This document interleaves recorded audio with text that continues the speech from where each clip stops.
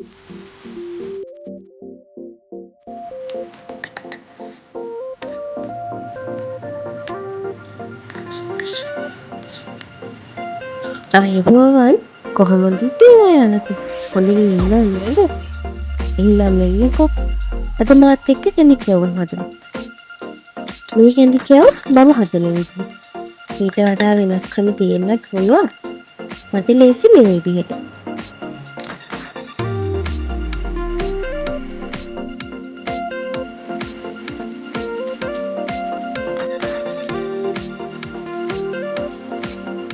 හාල් පිටි කප් එකකට පාන් පිටි කප් එකක් දාලා හොඳින් දෙපාරක්ම හලා ගන්න ඕනේ. ඊට පස්සේ ටිකක් ලොකු වාදනයක් අරගෙන ඒකට පිටි මැනපු කප් එකකින්ම කිතුල් පැණි කප් එකක් දාගන්න ඕනේ. මේ වෙලාවේදී මතක තියාගන්න ඕනේ කිතුල් පැණි ගන්නකොට සීනි කලවම් නැති කිතුල් පැණි ගන්න ඕනේ. කිතුල් පැණි එකේ සීනි කලවම් වෙලා තිබුණොත් කැඳි කියවුම් එක සොෆ්ට් ගතියට එන්නේ නැහැ. ඒක හයිය වෙනවා. ඒ නිසා අනිවාර්යයෙන්ම කිතුල් පැණි ගන්නකොට සීනි කලවම් නැති පැණි ගන්න ඕනේ. ඊට පස්සේ පැණි එකතු කරපු භාජනයටම ලුණු චූට්ටක් එකතු කරලා පළයට ටිකකුත් යහමින් එකතු කරගන්න. පළයට දැම්මම හරිම රසයි. ඊට පස්සේ ඒ ටික හොඳට මිශ්‍ර කරගන්න ඕනේ. ඒ ටික මිශ්‍ර කරගත්තට පස්සේ මේ මිශ්‍රණයට අපි හලාගත්තු පිටි ටික තියෙනවානේ. ඒක ටික ටික එකතු කරමින් තමයි කලවම් කරගන්න ඕනේ.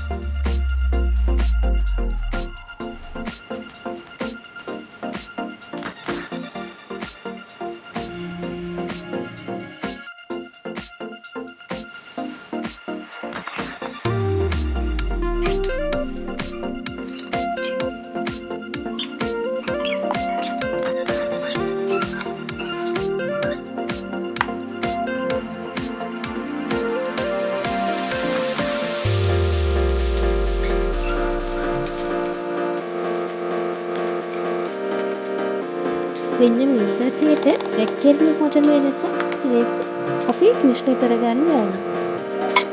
ඒ ගානට ආවම හදන හරිය ඒක පස්සේ මේක විනාඩි 15ක් විතර අපි වහලා තියන්නේ. ඒ අතරදී අපිට පුළුවන් තෙල් ටික රත් වෙන්න දාලා ඉතින් මඩේ විතරේ තෙල් ටික රත් කරගෙන අනිත් අවශ්‍ය දේවල් ඈඩ් කරගන්න. ඒ වෙනකොට මේක පිපිලා තියෙන්නේ. තේරෙන්නේ යාලට ඒක ලක්ෂණයට කැවුම් එක පිපිලා එනවා.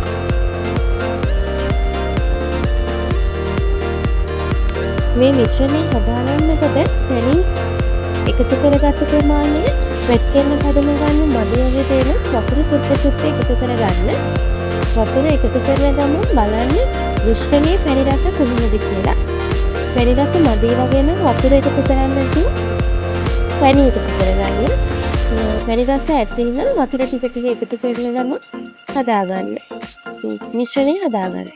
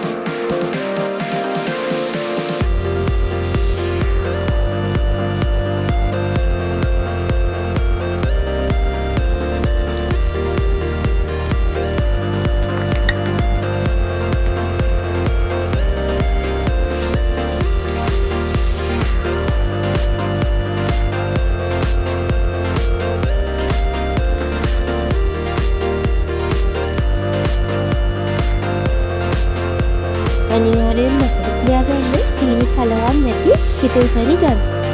ඊළඟට අදට බලන්න මේක කාටහරි උදව්වක් වෙයි කියලා හිතනවා. ඉතින් කවුරු හරි මේ විදිහට හදලා බලුවොත් මට කමෙන්ට් එකක් දාන්න.